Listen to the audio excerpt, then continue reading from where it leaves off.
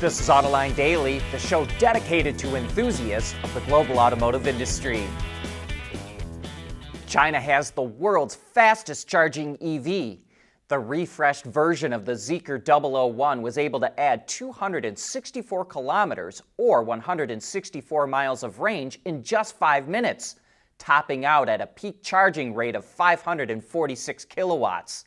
That's a little bit faster than the Li Auto Megavan, which is able to charge at up to 521 kilowatts. But it must have been able to maintain that rate for longer because the Megavan charged faster from 10 to 80%. It did it in just over 10 minutes and 30 seconds, which is about a minute faster than the 001. Zeekr, which is part of Geely, went with the CATL Xianxing 95 kilowatt-hour battery pack that features temperature control technology to allow it to charge that fast. But both the Zeekr and the Li Auto require new ultra-fast charging stations to achieve those times. In the case of Li Auto, it's building out its own network with chargers up to 480 kilowatts, not like the 520 plus kilowatts it achieved in its recent test. And Zeekr is also building out its own network, which will eventually include chargers capable of 600 kilowatts, but its current units peak out at 360. So it's going to take a while to spread. But it is interesting to see charging times getting closer and closer to how long it takes to fill up a tank of gas. And I suspect for most people, 164 miles in 5 minutes would be more than enough. Sales of electric cars took a nosedive in Europe in the first quarter of the year. Automakers sold a bit over 246,000 BEVs, which was nearly 73,000 fewer than last year, a drop of almost 23%. The Volkswagen Group saw the largest decline, down 43%, while Stellantis was down 40%, and Tesla saw its sales drop 29%. This data comes from EUEV.com, a website that tracks vehicle registrations in Europe and serves as an indicator of how sales are going. Unlike the US market, which is seeing a slowdown in the growth of electric cars, Europe is experiencing an outright drop in sales. European car buyers are turning away because of high EV prices and seem to be waiting for lower price models. And this will be particularly alarming for European automakers because the rest of the car market is showing signs of recovery, so EV sales are going against market trends. Meanwhile, in China, it's a different story. After a slow start to the year, sales of electrics took off in March. Though all the data has yet to come in, Bloomberg reports that sales of new energy vehicles, which includes BEVs and PHEVs, were up 33% to 820,000 units. But here's a word of warning on the EV market in China. Of the 129 different brands selling electric cars, 109 of them have less than 1% market share, which almost certainly suggests that they're losing money. We're also waiting for all the automakers in the US market to report their first quarter sales, but it looks like the market is growing. Analysts expect the SAAR, or seasonally adjusted annual rate, to come in around 15.8 million vehicles, up from 14.9 million a year ago. They're forecasting Q1 sales at 3.8 million vehicles, up 6% from last year, but down 3% from the fourth quarter. Growing levels of inventory, along with more incentives, is what they think is helping to move the metal. We want to know what drives your testing. OTA, connected car, diagnostics, remote testing. Intrepid Control Systems is here to help you work from anywhere. Intrepid Control Systems, driven by your data. Toyota is cutting down some of the silos that typically help prop up legacy automakers. It finally completed its new R&D and technical center in Japan that it started working on in 2018. The vehicle development building has been built to feel and look like the pits at the Nürburgring, so members from all functions, including planning and design, development and engineering, and prototyping and evaluation, can gather in one place and develop cars together. Along with other new technologies and 2 specialized test tracks, Toyota thinks this will help it make better cars. No, this isn't a late April Fool's joke. Hyundai is calling off an aluminum deal due to a campaign from K-pop fans that were concerned about the environmental impact from producing the metal. In 2022, Hyundai signed a deal with Indonesia's Adro Minerals to supply it with aluminum.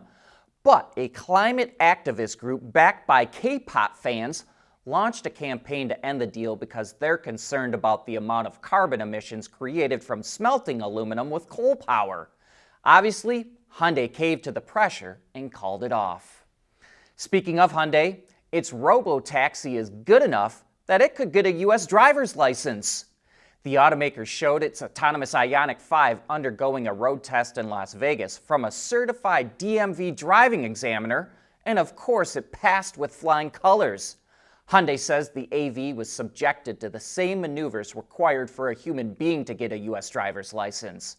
Motional, which is the name of the AV joint venture of the Hyundai Group and the technology company Aptiv, currently operates a fleet of autonomous Ioniq 5s in Las Vegas, and this video is all about generating more trust with its vehicles.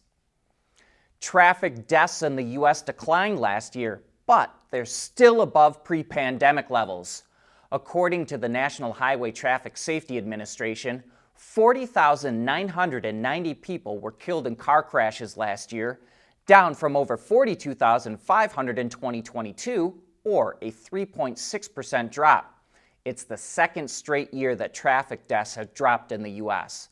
They surged during COVID lockdowns because with less cars on the road, more drivers were speeding and driving under the influence. And while traffic deaths are falling, NHTSA said in a separate report that pedestrian and cyclist fatalities are on the rise. In 2022, pedestrian deaths increased 0.7% to 7,522, the most since 1981. And 1,105 cyclists were killed in 2022, a 13% increase and the most since at least 1980. Liberty Media is adding another trophy to its portfolio. Liberty, which owns the commercial rights to Formula One, announced that it's acquiring Dorna, or the company that owns the MotoGP motorcycle racing series.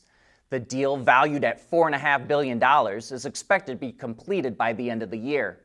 Liberty bought F1 in 2017, and since then, the sport has exploded in popularity. And no doubt Liberty is hoping to duplicate that success with MotoGP. Though it doesn't get a lot of attention, car accidents with deer are a big problem, and the numbers are staggering.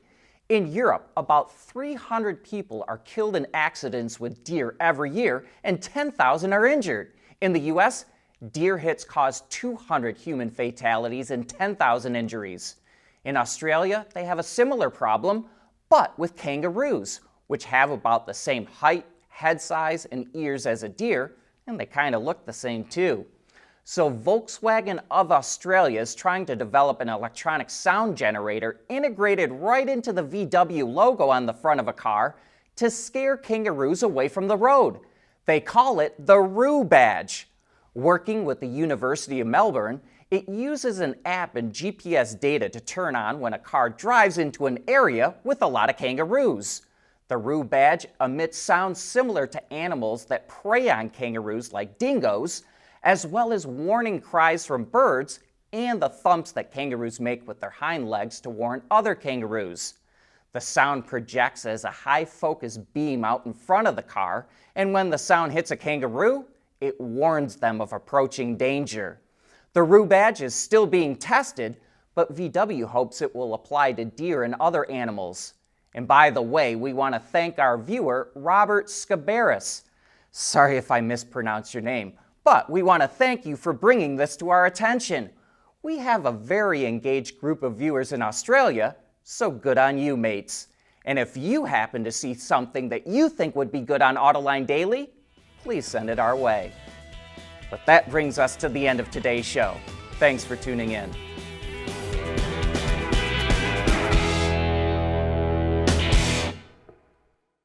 Autoline Daily is brought to you by Bridgestone, solutions for your journey, and by Intrepid Control Systems, over-the-air engineering. Boost your game. Keeping your heart racing in and out of the gym. That's what really matters. Bridgestone Potenza Sport AS tires with a 50,000-mile limited warranty.